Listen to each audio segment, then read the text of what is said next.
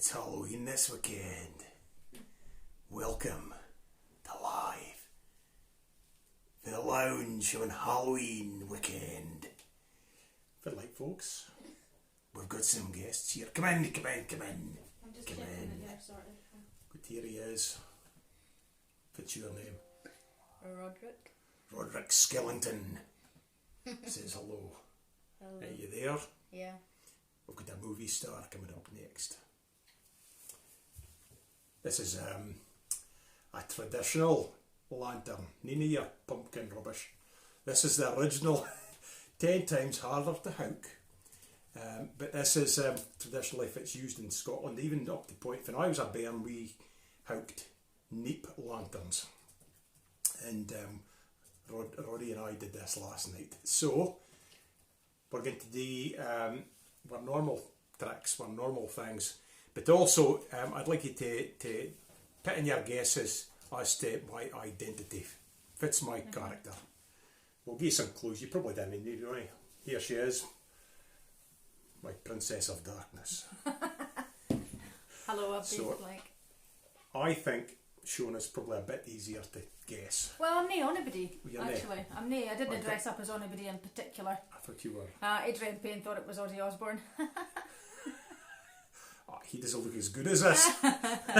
Well, certainly from watching his life. So anyway, I'm not sure if I like long hair. I'm feeling a bit like my inner Claudia Winkleman coming out. I know, your hair's really shiny. Look at the shine on that. It's because I'm worth it, don't you know? So I neat could lantern. see me ticking this off quite soon. It's It's weird because there's heaps of hair at the front and there's nothing at the back. It's totally bald at the back. Look at you. You look like Neil Oliver. I tell you, I look like Neil for the young ones. Is what I'm feeling like. The funny thing is, I look really, really pale, but that's my normal foundation. That's my normal It's a colour. natural colour. That's my normal colour. I've just not- darkened around my eyes. That is actually my normal colour of foundation. That's That's just scary. brought out your natural ghoulishness. That's scary. Okay, I'll leave you to it. I had a bit of a malfunction with the lipstick tonight, folks. Yeah. I'm going to head take a sip. I'm absolutely roasting. So, watch this, look. Yes, I can back off some. And it's me. Well, So, Gordon Calder did say, "Where's Paul tonight?" yes. So, anyway, this is not my normal colour. I'm usually a bit more tan looking. But we've got our normal stuff tonight. So, It's you all see that themed. it is all themed. So, hold on. No. We need the theme tune. We do. Bits of hair going over here.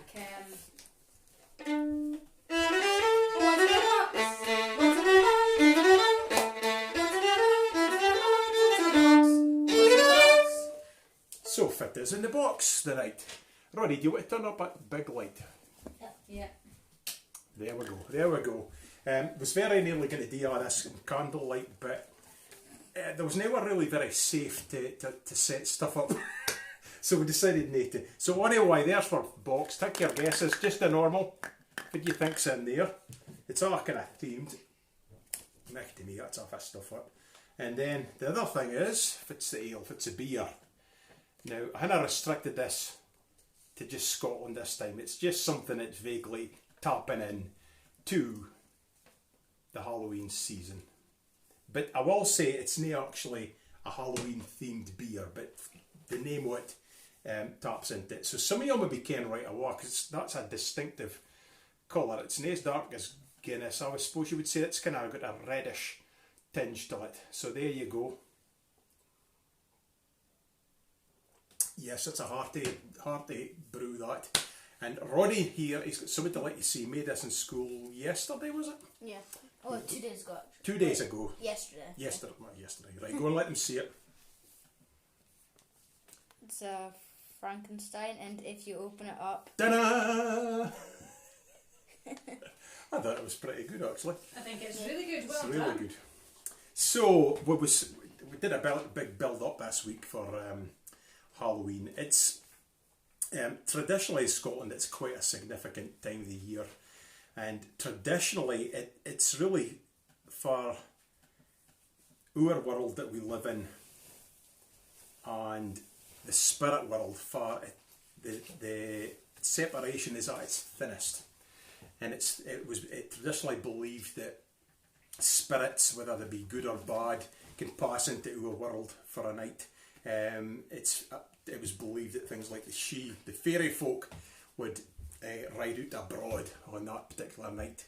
So folk used to take quite serious precautions, and that's for things like neep lanterns come about, because they're supposed to scare away evil spirits, and they are pretty creepy. See when a neep begins to go a bit dry and wasn't its face, it's like that shrunken heads. It looks even more creepy. I have to say, some of the pumpkin lanterns are incredible, but there's something a bit more sinister about a neep, isn't it? Good smell. And I like the smell of neep. I like neeps. So there you go. We're going to hear some tunes. So all the music and song tonight is themed around Halloween to some extent. So I'm going to start with something a wee bit in the spirit of things, with a couple of tunes. In the spirit of things. Yeah, exactly. Did you mean to do that? I think it was a Freudian slip. Okay. It's two tunes about the devil. The first is called The Devil in the Kitchen, and that's a pipe tune. It was written by Pipe Major Willie Ross. He was one of Queen Victoria's pipers, and a great player, a legendary player and composer. So The Devil in the Kitchen, which is a pipe strathspey, and then a tune by James Scott Skinner called The Devil and the Dirk. Am I getting you here?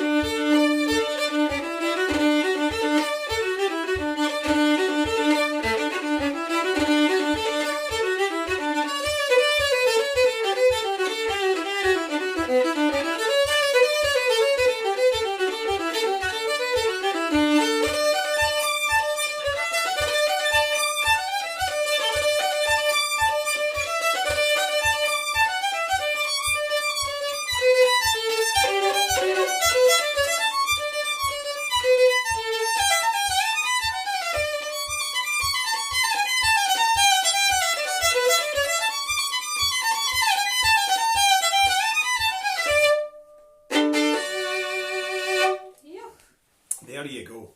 So that's us up and running. So this bleed in my mouth flaking off. I keep thinking there's some of that hairy wig has stuck in my face. So, pitch in some guesses. Tell me if you think I'm portraying this Halloween weekend. So, a couple of tunes about the deal. Old Nick. Is there any way we can raise the volume at all? The volume? Yeah. Really? Okay. Hold on. Just let me. It shouldn't make any difference, I'll be honest. It's normal. So. It's normal as far as I can. Yeah. I've done absolutely nothing different to the device if I normally do, so I'm not sure why it would be a little bit quiet. So anyway, we'll try our best. Shona was saying that she wasn't going to be coming through, but I noticed folk were commenting, so so it must be coming through in some way. Yeah, I think it's just the Gremlins are playing tonight. Ah, okay. Well, it's a weekend for the Gremlins, right enough. So, a couple of tunes about the devil. Shona's got a comment. No, I've got a few hellos and things to say. Hello to Gordon Calder. Leah Rossfall is saying fit like the Banshee of the Bucket is watching. Adrian Payne was watching. Gib Mac, Francie and Anne over in Hoth. Hello both. Lorelei Bath says I didn't mean to do that. Hello both in Hoth. Lorelei Back says happy Halloween everybody. Sue Taylor, Alistair McDougall, Shirley and John Fuchs, Elizabeth McMillan, Malcolm and Mary Duff are watching, Isabel Lang is watching, Frank and Lorraine over in Aboyne, your mum and dad up the road and my mum and dad over in Huntly, Margaret and Murdo are watching over in Lewis, Alan and Rona Taylor, Alexander Thompson, Karen Fraser, Ulla in Sweden is watching, hello, Uncle Tommy's watching, Kate and Jim Taylor in Garlogie, Tracy and Hugh Adelsey, and Anne and Paul in Lunfannon, and the McCluskeys are watching. I'm presuming they hear a lot of you are watching, maybe it's just you, Annie. But hello to Billy and to Lexi and Kenna and Callie as well, if they're watching. Happy Halloween, the McCluskeys. Good. I've got some guesses. Okay, so what have we got so far? So, for the box guesses, Gordon Calder thinks fang teeth. Okay. Jamie Bowers thinks a ring. Okay. Daria thinks Uncle Dracula's dentures. And Elizabeth McMillan thinks a shrunken head. Oh. The beer guesses, there's quite a few beer guesses and everybody's theming it quite well. Nobody seems to really like the beer. I think it seems to be a bigger hit than the whiskey actually. As in there's more folk have been putting in guesses. So anyway, there you go, it's kind of body colour. Karen Fraser thinks pumpkin ale. Tracy Adelsey, oh no, she thought false teeth for the box guesses, I've got that in the wrong bit. Daria Muir thinks hobgoblin. Rona in the village thinks Macbeth, so does Alan Taylor, he thinks Macbeth. John Fuchs thinks either Dark Island or Skull Splitter.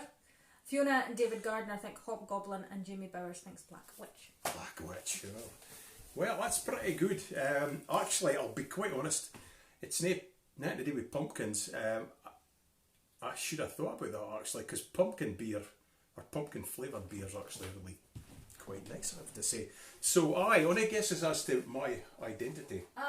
No, but I think Jiva Blackett said your cheekbones are looking lovely. I didn't do that myself. Shona's my dab hand with the makeup. She'd done her twice a day actually, and she did RA and she did Roddy's as well. So amongst her many skills is makeup artist. No.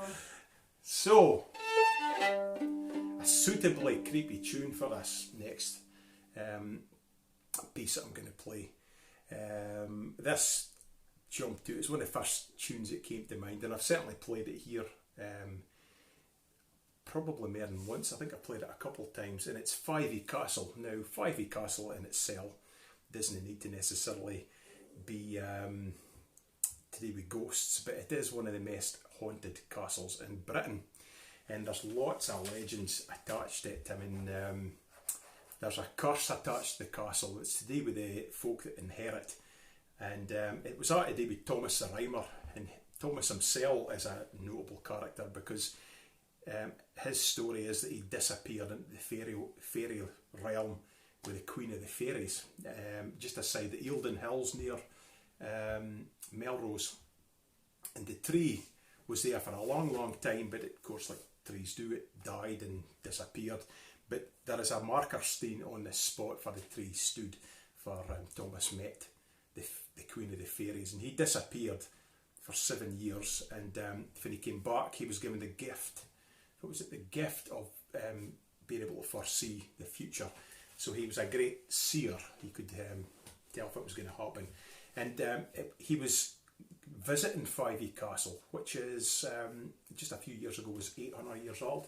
And he arrived. They made a big fuss about him coming. And as he got to the gates of the castle, they blew shut in his face, and he took terrible offence. And he kind of recited this curse that until the 3 weeping steins of Fyvie were found, I think there would be nothing but disaster for the families that owned the castle, and that has proved to be the case. But anyway, Fyvie Castle is really to do with mainly the Green Lady, Lilias Drummond, who was a murdered wife of one of the lairds, and he locked her up in a room. Her brother tried to rescue her. He was murdered in front of her. She was bricked up into a room. She died. The laird got married again, and on their wedding night the ghost of Lilias appeared at the window 4 floors up looking in.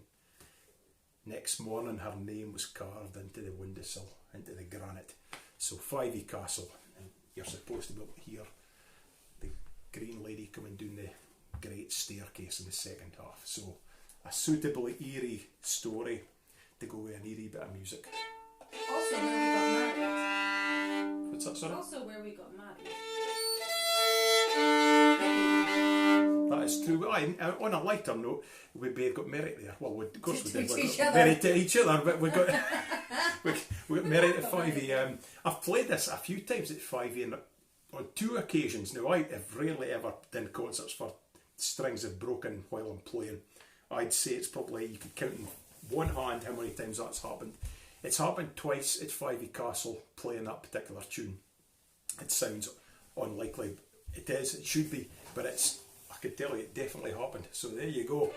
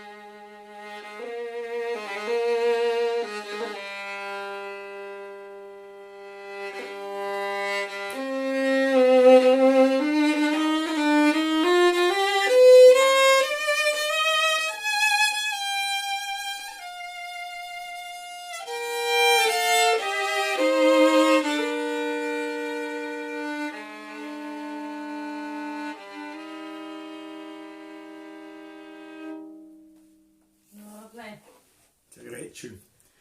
It's one of that tunes that kind of totally tells a story, and you can imagine that being in a horror film.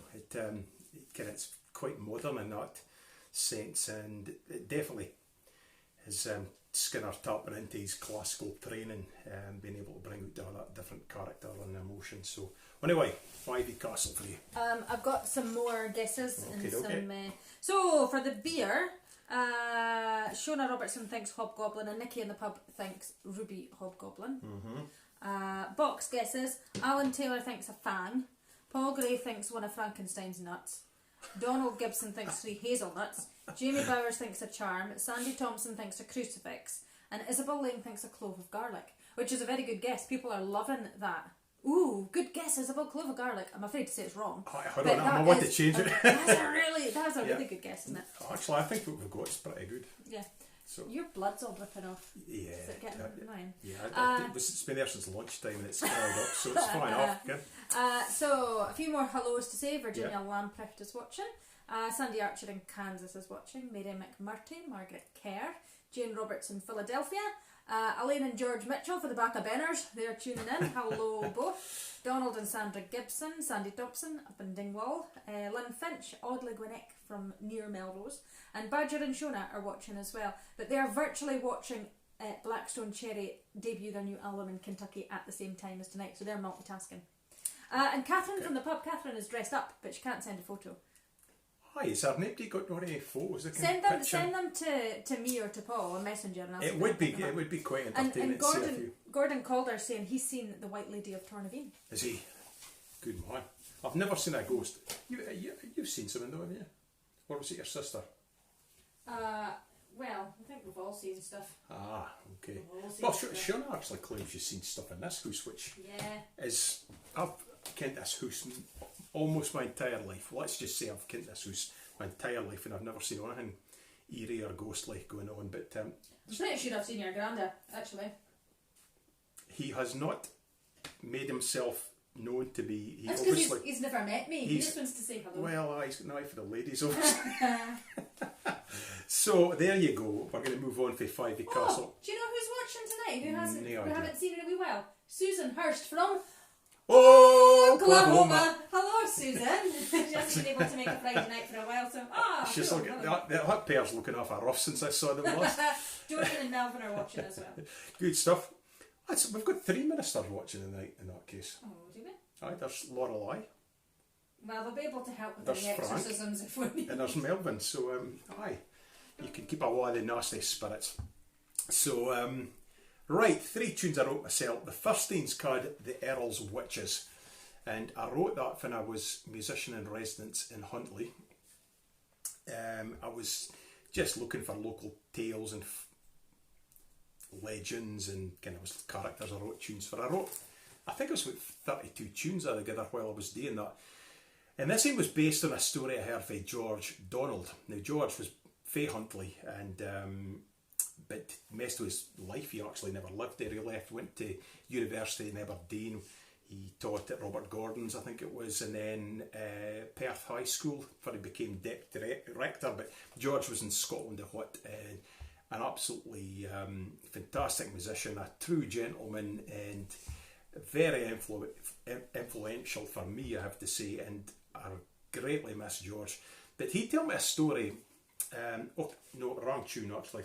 That's the last tune. I'll come to George later. The Earl's Witches is based on a legend that one of the Earls of Huntly, the Gordons, kept 3 witches in Huntly Castle so that he could ask them stuff about what these enemies were up to, and they could give him advice, they could divine the future and pre-warn him about things that were going on. So the Earl's Witches was based on one of the Earls who kept witches in the castle. The Witches Tree, I wrote about a tree that was quite close to home, up at Mum and Dad's at Altoon. There was a park around about the back for the Cotter House is. And that park was not a big park, but in the middle there was this tree, a big tree that was just standing in the park. And I never really gave it any thought, because you quite often see trees left standing. But this particular tree, it turns out, was known as a witch's tree. And it's absolute fact that none of the guys in the estate who worked for the estate would touch it. It was more than once I was folk told to go and take that tree down. Not one of them would go. They are refused because that was known as a witch's tree, and to interfere with it, to take it down, would be bad luck. And I've got a photo in it actually in my Lochnagar collection, but since that time it's fallen down itself, so it's not there anymore. And then one time I went to have a look at it, I actually picked up a branch, or a bit of a branch, thinking I'll take it home as a memento, and then I kind of stopped myself and thought, actually that might be unlucky. And I put it back, and that just shows you it's maybe just in folks' imaginations, but it's absolutely genuine, and there is no doubt there was definitely witches round about, or folk that were alleged to be witches. You're going to speak about that, and Shona's going to speak a wee bit more about that, but there was quite a lot of them round about Lumphanan and the How of Cramar. It was rife with them. Hotbed. It was a hotbed of activity. So there you go. So there's that, and then I'm going to finish with the Ghost Piper of Huntly. And this was a story that George Donald told me, and he was a real native of the town. His father actually was a stillman. He worked at Glendronach Distillery. He actually, apparently his daddy had a whisky still in the house. But his wife made him get rid of it, so he bashed it up just in case the excisemen got him, but that's another story. But the Ghost Piper, supposedly there was a passage for the castle right to the square in Huntly, and the square's a very old area because there's actually standing steens. There's 2 left, but there was a steen circle right in the middle of Huntly, and the square was kind of built round about that, and there's only 2 there, but there's 2 genuine steens. But there's a legend that there's a passageway between, I suppose for escaping for the castle in time of siege, but there's a legend that there's a piper plays down in that passage. and that on quiet winter's nights, if you listen quietly, you'll hear ghostly pipes. Now, I have to say, George is the only person that ever told me. Oh, Shona? No, so you know where the Barbers is now, the Turkish Barbers? Yeah. Apparently there's like a big cellar bit and there's been a bit that's been blocked off there.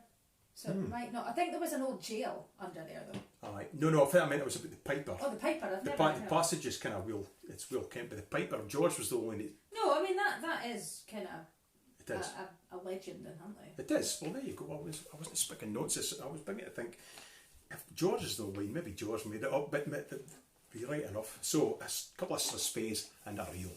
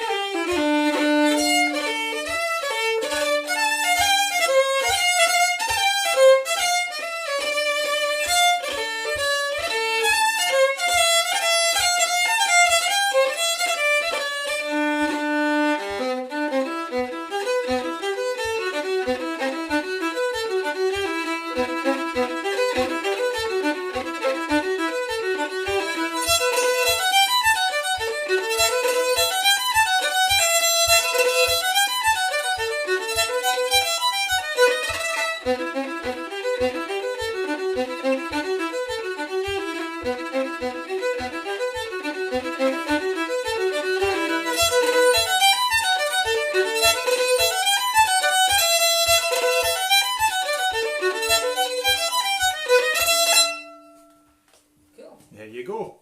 Right. I'm going to step aside and hand you over to Shona. Do you want to just, I'll come out the road and just let you do them? Yeah, I've got a few more. Your mum's asking if you're meant to be Boris Karloff. No, Miller, no, I'm not. And Hugh Adelsey thinks you might be Sonny Bean. Okay. I've got a few more guesses and hellos. Doreen, I said Doreen Wooden, Susan and Ross Dickey, and he said he's seen some things as well, especially after closing time in the Aberdeen Arms. Sandy Thompson thinks the beer might be Black Witch, and in the box, Margaret Stewart thinks it might be a bit of neat, and my mother thinks it might be an eyeball, and I think it was Lorelei there thought maybe a skeleton finger or something. So, but no, you're not right. Okay, so I'm going to sing a couple of songs. This wig thing is really doing my head in. You just take it off. I might just take it off. I don't know. I've got my bat earrings in. Can you see them? Bat. So yeah, I'm gonna sing some spooky songs. If this hair doesn't get in my way, put it like that. Let's see. Is that better? Oh no. Right. Okay, I'll see if that works. So yeah, I'm going to sing a couple of spooky songs for you. Do you want to go and see what that noise was, Paul? I think it was probably the dog but we better check since it's a spooky night. Yeah, I'm going to sing a wee ballad for you. And this is a song called The Twa Corbies. And this is one of the first ballads I learned, actually. I first heard Isla St. Clair singing it. When I first started singing ballads, I came across a CD at Isla St. Clair singing ballads. So I got this from the singing of her. And it is possibly one of the creepiest songs that I know. It's a haunting tune as well. It's actually a French tune. I think it's a French tune called The Swan, a Breton tune. And it's just creepy as anything. So, the Twa Corbies. As I was walking all lane,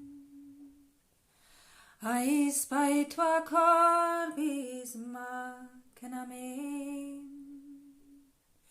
Ane and tay that there did say, oh, where shall we gang and dine the day, oh, where shall we gang and dine the day? It's in a hention all filled dyke, I what there lies a new slain knight, and naebody kens that he lies there, oh, but his hawk is hound and his lady fair, oh, his hawk is hound and his lady fair.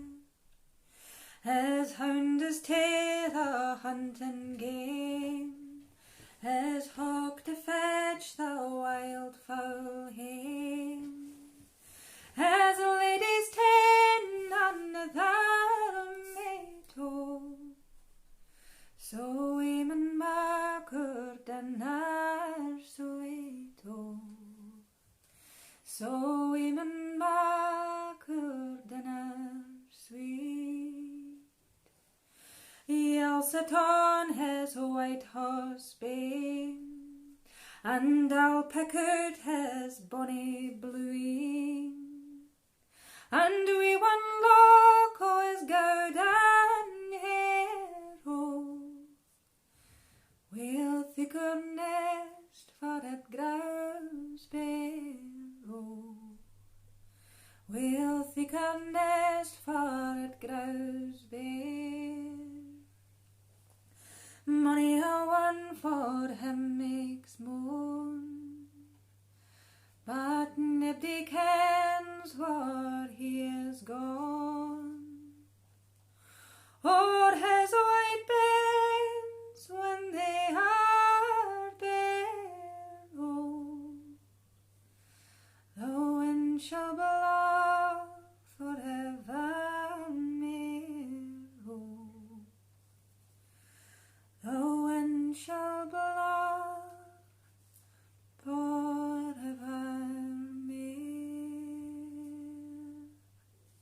Twa Corbies. Sorry, I'm going to do some minging and I'm going to pull this eyelashes off. I have never worn fake eyelashes in my life, and there's a reason that I've never worn them, because they just get in the way and get annoying. So yeah, that was the Twa Corbies. A bit of a... Is that... So, I don't know if you know, but a corby is a crow or a raven, and your horse bane is your collarbone. I'll sit on his white horse bane and you pick out his bonny blueing. It's horrible. It's really horrible. So I'm gonna do one more song for you. In fact, do you know what? I'm gonna keep stripping here. This is gonna come off as well. Sorry. It's annoying me. Here we go. It's better. You've 10 years off. You did the last 5 minutes with your wig on. I was getting too hot, actually. That's trouble, and it was sticking in my there face. There we go. Right, if I can get this bubble out my hair now. There we go. Right. So I am going to sing a song for you now that I first heard Christine Kidd singing. And Christine was my singing teacher up in Plockton for a wee while, and is a great friend of mine. And I'm going to sing The Witch is Real. And this was recorded on a CD that Christine did with chanting. And The Witch is Real. My hair's actually looking a bit witchy-like. I maybe should have brushed it. The Witch is Real Yeah, I think. Looks a bit wild. It's just been under a nasty wig, Shona. Yeah. So, The Witch is Real. This is a really interesting song, actually. This song, the first two lines of every verse, come or go ye before, come or go ye. If you will na go before, come or let me. So those two lines were from an actual transcript of a witch's trial of Gillis Duncan. And Gillis Duncan was supposedly involved in the plot with the Earl of Bothwell against King James VI or James I, whichever way you want to look at it. And that was a plot to kill him on his way back from, I think it was Denmark, wasn't it? And apparently the witches got together and invoked a storm. And these two lines, come or go ye before, come or go ye, are supposedly lines that they said to invoke this storm to kill the king. And we're speaking about the 1500s. What is Cummer, did you say? Cummer means witch or woman.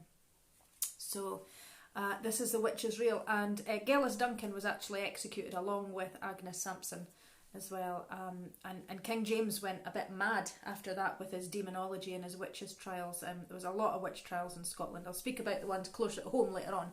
So I'm going to sing this song. It's actually also the very first written record of the word real, apparently. The Witch is Real. So there you go. So this is from the actual transcript of the witch's trial of Gillis Duncan. That's anywhere in the world. It's anywhere in the world, Paul says. Okay. So, The Witch is Real. Come or go ye before, come or go ye. If you will na go before, come or let me. A ring a widder shins, a lincoln lightly widder shins. Come or carl and crown and queen, run go we. Come or go ye before, come or go ye. If you will na go before, come or let me. A ring a widder shins, a loup and lightly widder shins. Kilted coats and fleeing hair, 3 times 3. Come or go ye before, come or go ye. If you will na go before, come or let me. A ring a widder shins, ho Erlen Scarlin widder shins. They'll take the hindmost where'er he be. Come or go ye before, come or go ye. If you will na go before, come or let me. A ring a widder shins, a Lincoln lightly widder shins. Come or Carl and Crone and Queen, run go we. Come or go ye before, come or go ye. If you will na go before, come or let me. A ring a widder shins, a limpin' lightly widder shins. Kilted coats and fleeing hair, 3 times 3. Come or go ye before, come or go ye. If you will na go before, come or let me. A ring a widder shins, ho Erlen Scarlin widder shins. They'll take the hindmost where'er he be. Ooh. Hope I've not set any storms. See if I know it is meant to be a stormy weekend this weekend. Storm Adrian, I think, is it? The Irish Met Office have named it. I can't remember what they named it. But if you have got wet and windy weather, please don't blame me for invoking a storm. Shetland ferries in trouble tonight. So it wasn't me. It wasn't me. Now somebody was just asking. Tracy Aldersey, is that a fox over the back of your sofa? Do you want to take Basil down and we'll show Abdi Basil? Here we go. It is indeed a fox. That's Basil. You can actually, I was going to say, you can stick your hand where the sun don't shine. He's quite cute. Paul, you got him in Sweden. Yeah. Peter Headland shot him. Well, he was in his garden up the mischief, and they've a different attitude to hunting the bugs. Right, I'll let you in and okay. You can better do maybe a what's in the box. I will do that. What's in the box? Oh, mighty me. You ain't sit really close. I know, sorry. There we go, that's better. So. What's in the box? Sorry.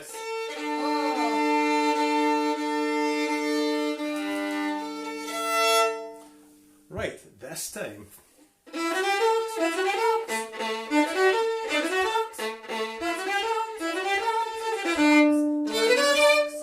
Fits in the box.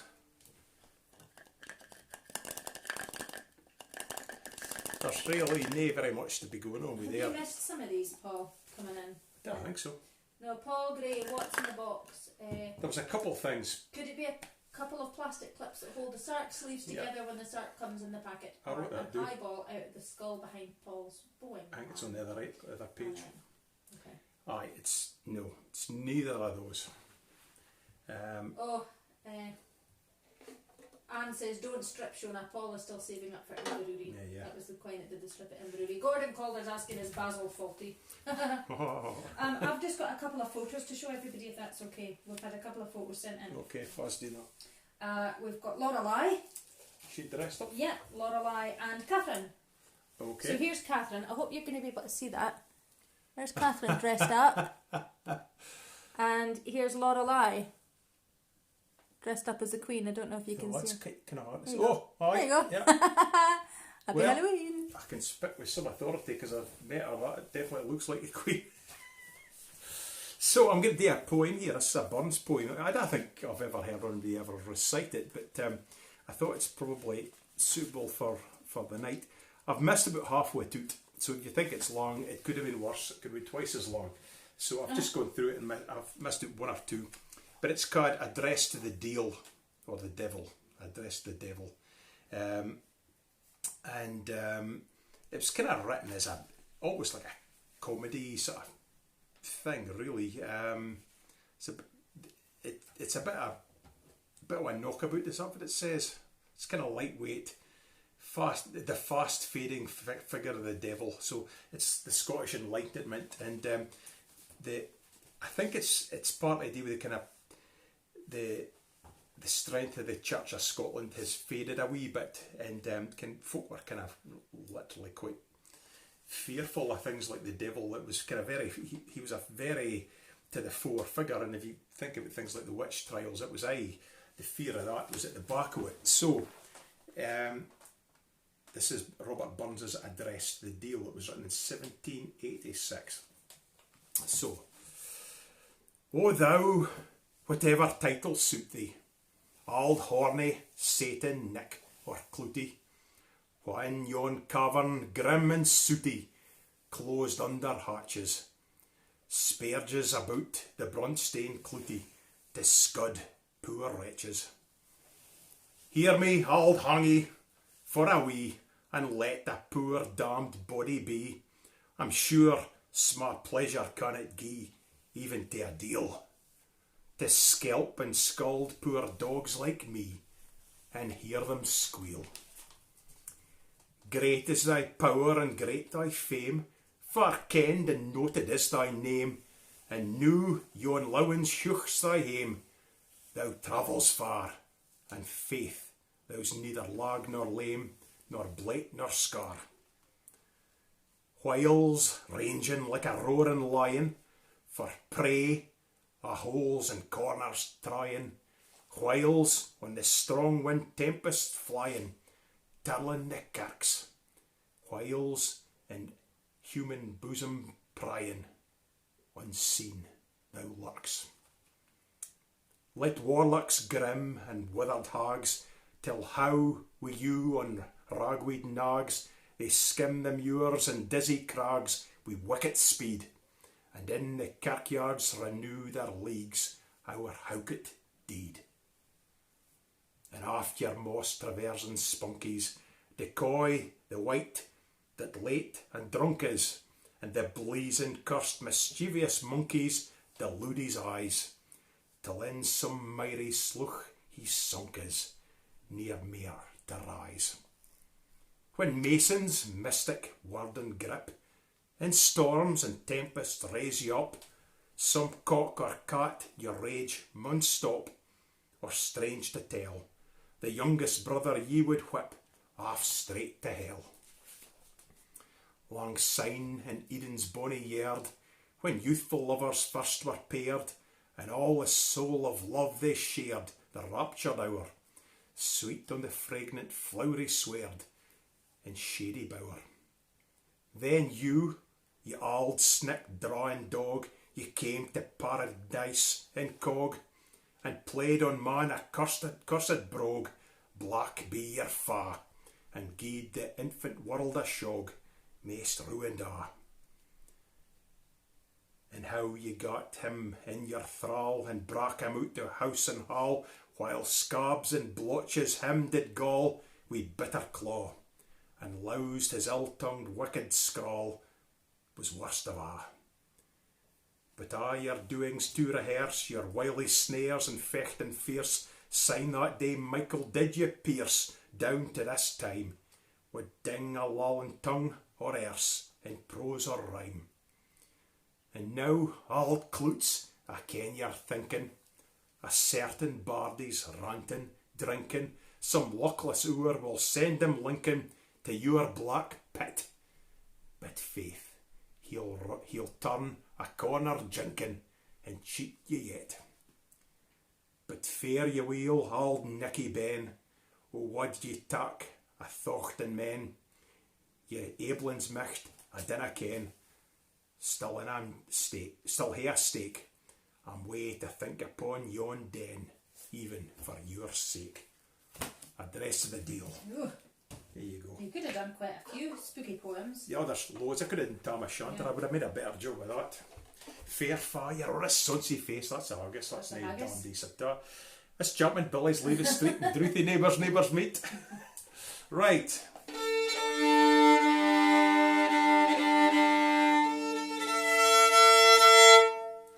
Before I go to my next two tunes, Shona's going to say. Yeah, two wee so figgies. we've got a few more guesses. Hello to Danielle Lumsden, by the way. She must be up doing the feed. Clancy must be awake, I think. So, Donna Christie thinks in the box it might be a large dice. Susan Hurst thinks knuckle bones. Ross Dickey thinks false teeth. Rosie Robertson thinks dice or die. Shirley Folks has had a few guesses. She thinks Dracula's teeth, Halloween makeup sticks, or a chocolate eye for Tesco. And Jane Roberts thinks petrified bees from our lum. That's a good guess, which it was, because then at least I'd know where they were. Don't know if they've gone or if they're all dead behind the wall, but anyway. Right. Okay.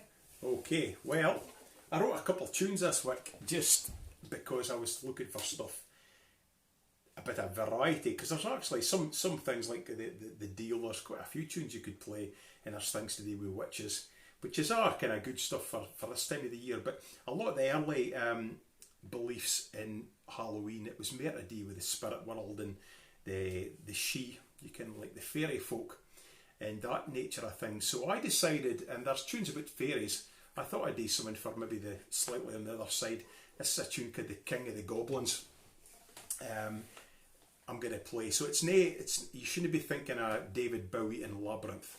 That's not that kind of King of the Goblins, nor the King of the Goblins in Lord of the Rings, but maybe that's a bit near that kind of thing. They weren't actually inherently evil creatures, goblins. They were mischievous, and they could be wicked, without a doubt, but they could also be good. If you were nice to them and gave them food and stuff, they would bring you good luck and do nice things for you. So things like hobgoblins lived in the house, and if you left food, it would disappear. Could have been mice, but could have been a hobgoblin. So I thought this is just something a wee bit different. So I'm going to play The King of the Goblins, and beginning with a tune called The Kelpie, the kind of famous Scottish water horse, a sinister creature that usually takes the form of a black horse standing in lonely stretches of water. It's a shapeshifter, can turn into a human as well, but it's considered, if it happens, that the lonely traveller sees this horse and thinks, oh, I'll take the horse. It gets onto its back, at which point it plunges into a bottomless pool and devours the poor victim. So it's pretty sinister, not very nice. And so The D has got a kelpie. The D's got a kelpie. Loch Kinnaird supposedly has a kelpie, as is the River Don. In fact, there's a legend about a kelpie's bridle hanging in a tree on the banks of the Loch Kinnaird, which is nae far. It's about 5 miles from here. Shona, if you can say. Uncle Tommy's saying poor Yorick over your shoulder. Poor Yorick. Same. He was a deer. Oh, I've got a deer. See, there's a Listening row. on the sofa. There's a row there, and Yorick. Alas, I knew him well. He's nae here now. It's just as well. So, and the Kelpie. But there is kind of a feeling that if you look at pictish stains, you frequently see if it's known as the pictish beast, and it's clearly a water animal, and there's speculation that maybe it depicts a kelpie. So it's maybe not just a kind of like a thing to keep the kids for the water edge. Maybe it is based in some spiritual being that folk believed in. Anyway, the kelpie, it's probably the kind of thing that folk think now is that massive equine statue down outside Falkirk, which is amazing. But no, I'm thinking about the kind of more sinister side of things here. So the kelpie followed by the king of the goblins.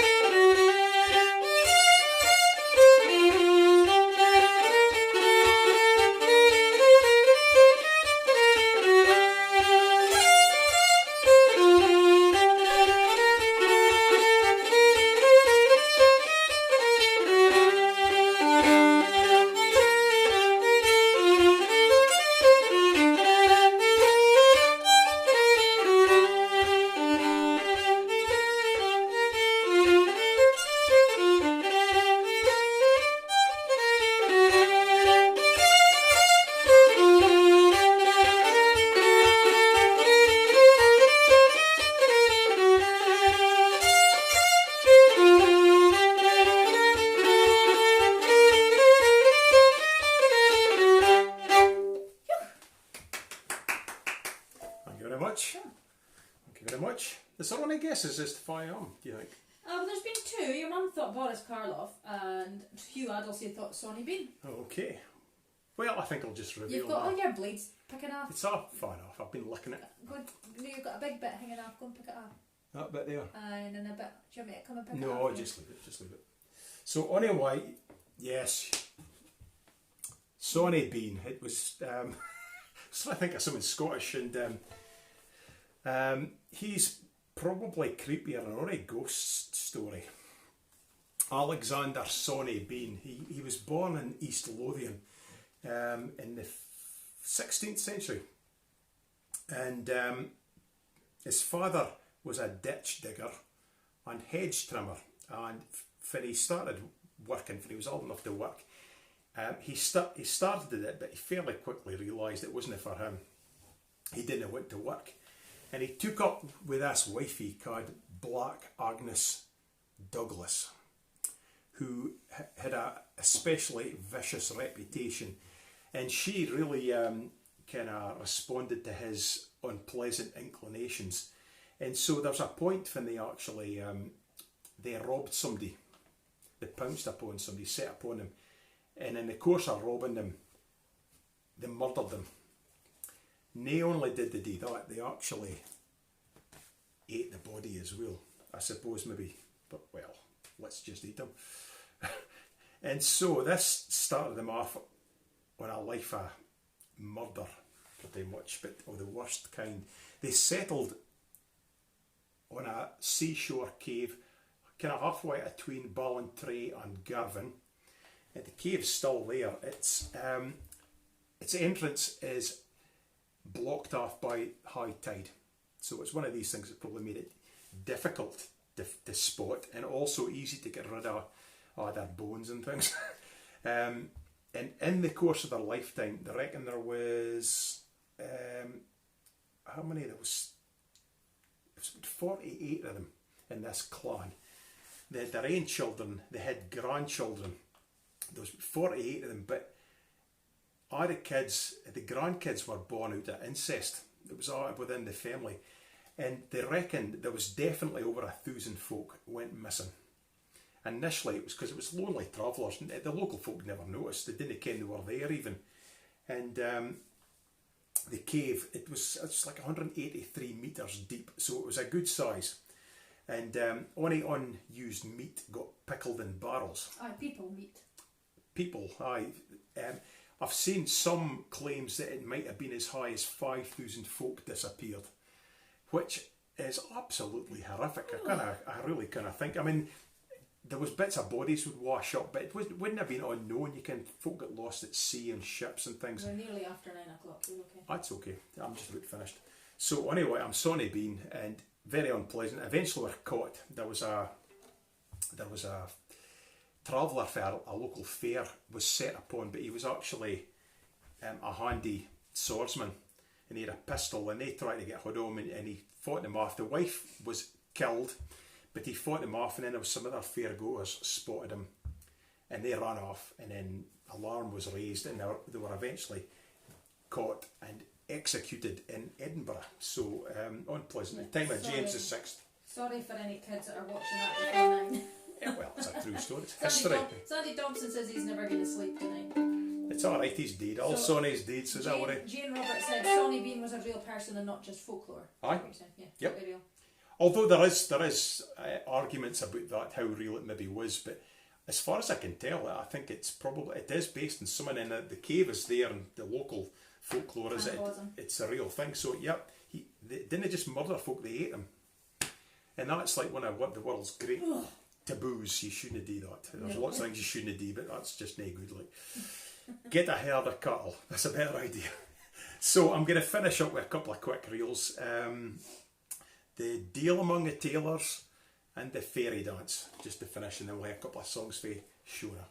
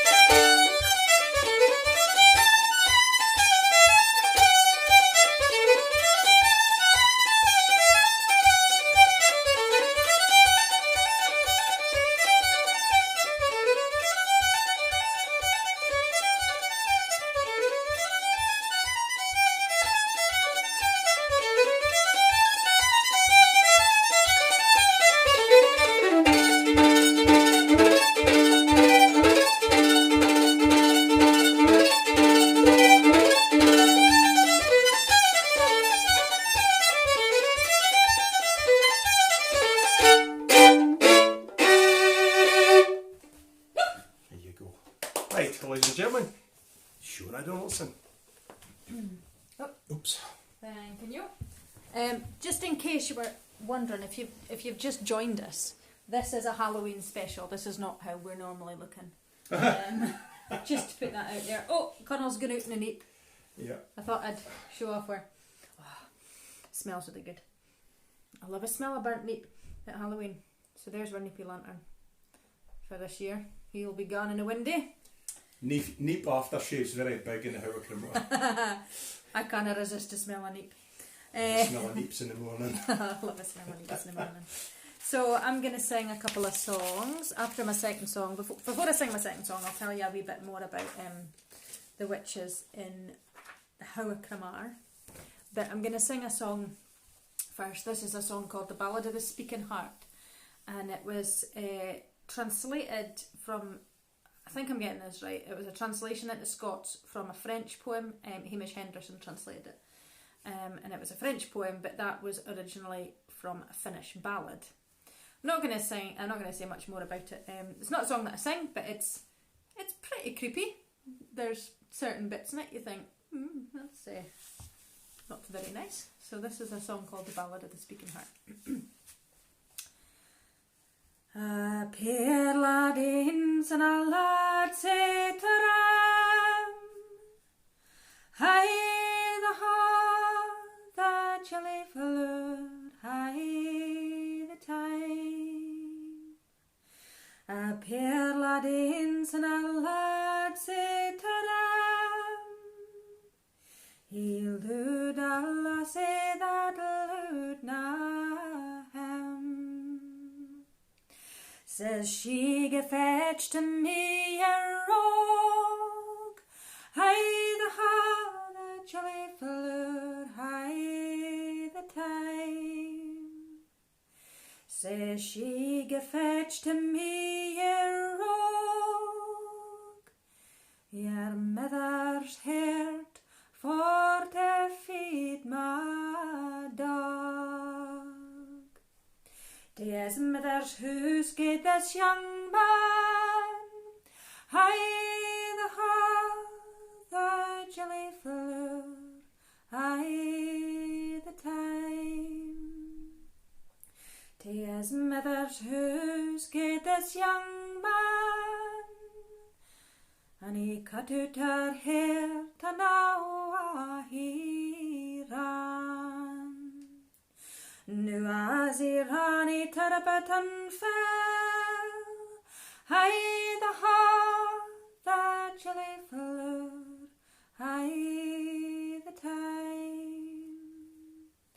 Now as he ran he turbot and fell, and the hair rolled on the ground as well. The hair that stuttered against a steen, high the heart that jolly fleur, high the time. The hair that stuttered against a steen, and the laddie heard it mocking its mane. Now the heart was greeting and crying for small, high the heart that jolly fleur, high the time. Now the heart was greeting and crying for small, are you heart my bairn? Are you heart at all? Ballad of the Speaking Heart. Lovely. It's a funny song, actually. It is a nice song. The tune is but Aye. the story's terrible. The story's horrible, but the song's bonny. Sorry, Paul, were you going to say something? Hey, Gordon Calder, this might lead in nicely to your next. Okay. But you can say, are there witches in Thailand? No, I don't know if he means currently or. Can you pass me that pen, please, Paul? Yeah. Sorry. Ooh. Jane Roberts says, fantastic neep. Oh, thank you. Thank you very much. And Paul Gray says he's just heard words he thought Sorry. he'd never hear. I love the smell of neep in the I morning. do love the smell of neep in the morning. It's great biding in the country. Lorelei says it's hard to make any song creepy with your beautiful voice, she says. Which is nice. That's really nice, thank you. So, Gordon, yes, there were certainly a lot of witches. Well, I'm saying witches, but at that time it might have just been women that doubled up as a midwife or kent how to use herbs and plants.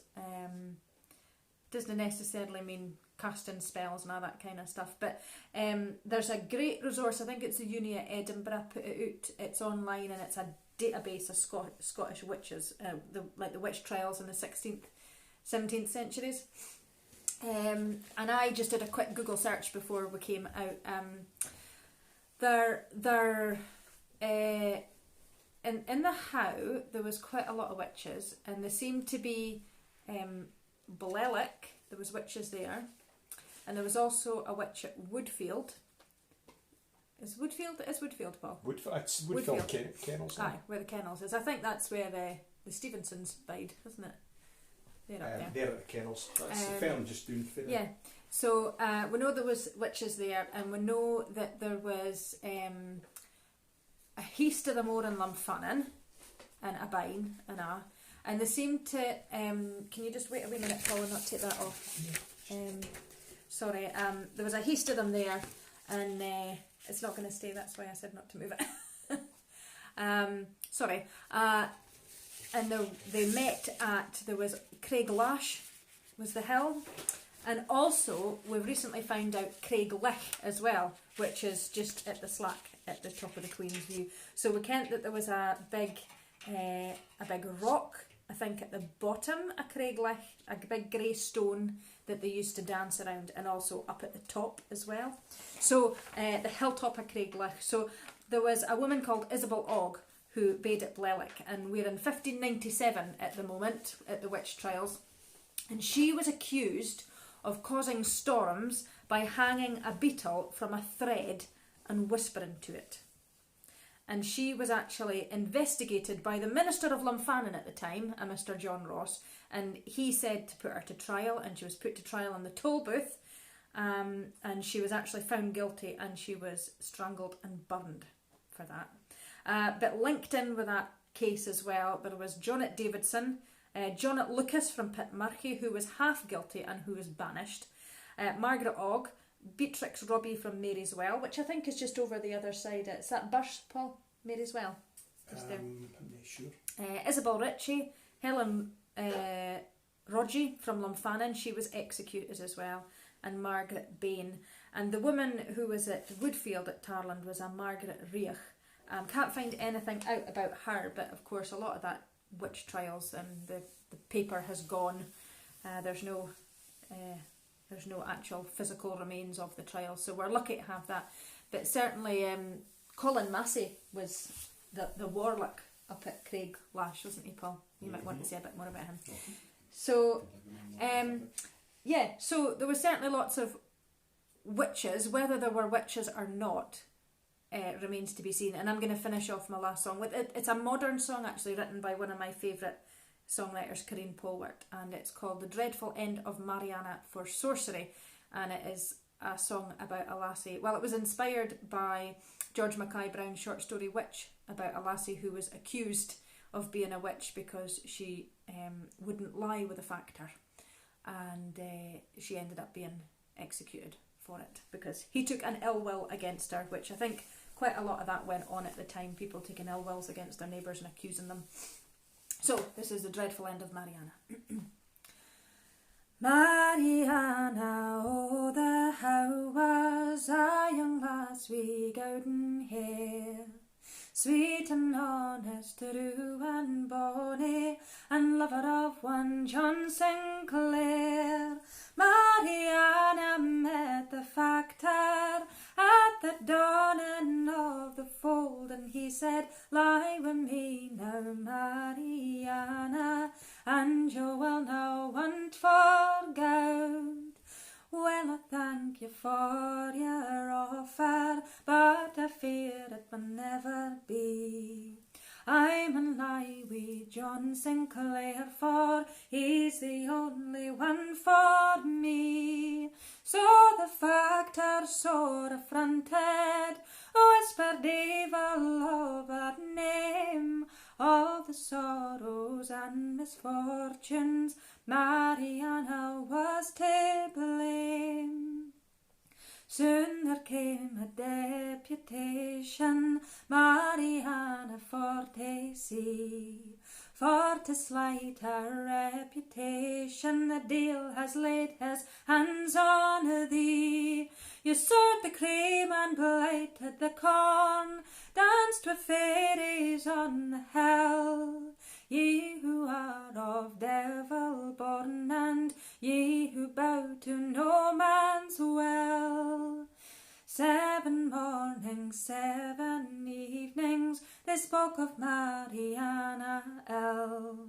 There they shamed her, stripped her and maimed her, but they never tamed her well. Let her sweetness not deceive you, evil hides itself right well. Once inside it may never leave you, Mariana, you'll burn in hell. Who are these who stand against me? Who are these who slight my name? Let them tell their lies before God, let them hang their heads in shame. And she saw a sight that grieved her, all the hope inside her died. John Sinclair, a clad in satin, standing by the factor's side. I was child and now a woman, but I now shall be a man's wife. For my love has me forsaken, I want no more of this life. They tore the hair from Mariana, the witches snared her goud and thread, marched her up to Galashaw and whipped her sair until she bled. In the crowd she spied her lover, and he had his new coat on. Soon the flames danced all above her, and the people danced till dawn.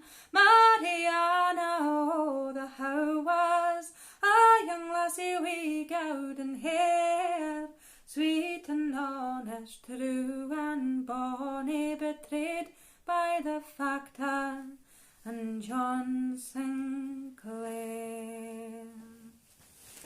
The dreadful end of Mariana for sorcery. It's quite a song, isn't it, really? Yeah. Oh, I know, just... I dabble with herbs and dry my own herbs. I was wondering if you were... I dabble... Yeah. No, I do. I go out and I use all the herbs from round about and I forage. And probably, if I'd lived back then, I would have been accused of being a witch. What do you think? Well, possibly. Maybe. I've never delivered any babies, mind you. I'm not a midwife, and blighted folks. I've never blighted folks' corn or set a storm on anybody or anything. So, are you coming in? Sorry. Yep. So, that's us nearly at the end of our Halloween extravaganza. Halloween special. What's in the box? What's in the box? What's in the box? What's in the box? What's in the box? What's in the box? Well, what is in the box tonight? Some of you sort of roughly in the right ballpark. Nobody got it right. No. You care what it is? No, you didn't. It's a finger. It's a finger. Look, it's a thumb, to be quite honest. Look, Oops. look at that. Random somebody's finger. You're gonna Sonny Bean on this. Found it in the stovies earlier on. I thought we'll use that for what's in the box. That was Anne Reid, wasn't it? Was that sausage in my Aye, stomach? it's sacrilegious to mark stovies with sausage. I suppose you can use anything. I've seen stovies with chicken, with corned beef, which is like a hash. It's like a hash, really, but proper stovies. Tatties, leftover roast beef.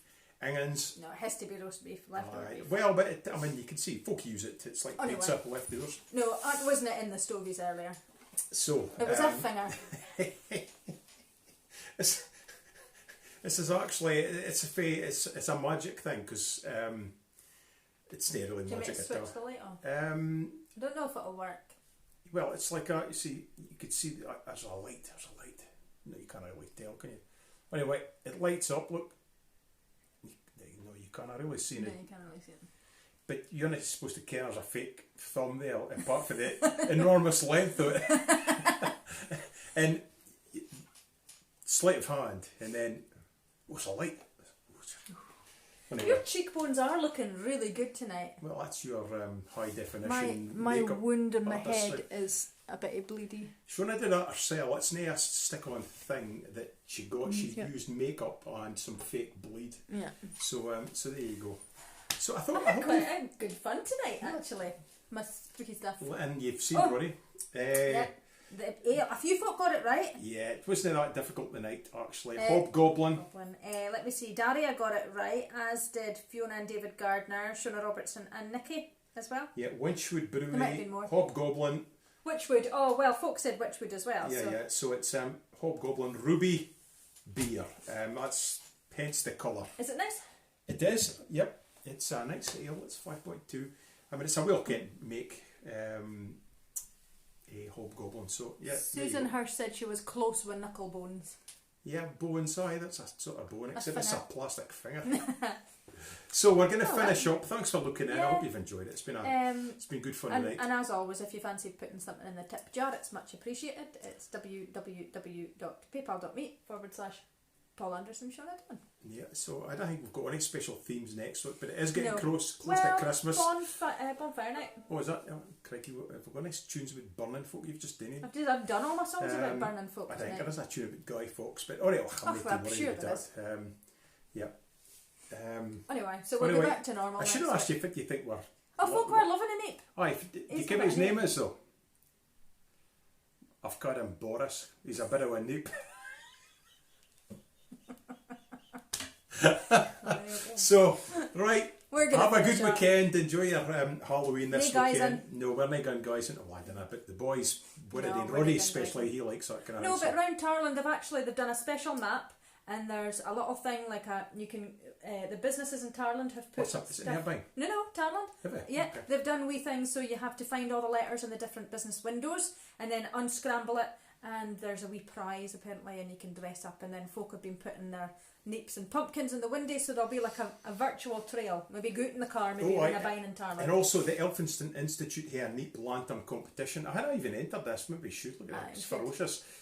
So your bairns can enter in and there'll be a prize. So that's the Elphinston Institute at the university. And we might have haggis, neeps and tatties with the innards of the neep. I this got a weekend. haggis today for the butcher in the bine. So haggis for lunch tomorrow. Yum.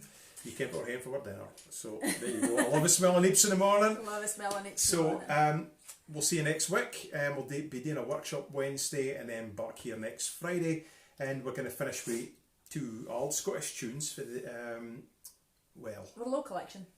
the low collection. So that's definitely 1800s. So the first thing is a Strathspey called The Warlocks.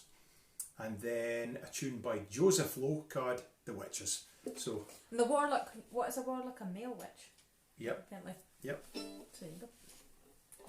Can I just tune up with you really quickly?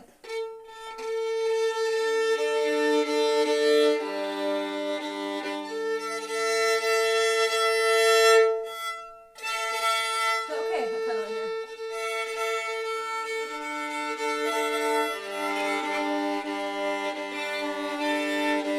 If it's out of tune, it'll Ah, sound it'll be scuddly and witch-like. It'll be the Devil's Interval. That's what it'll So, the warlocks and the witches. be. Right, Twice and twice. 3, 4.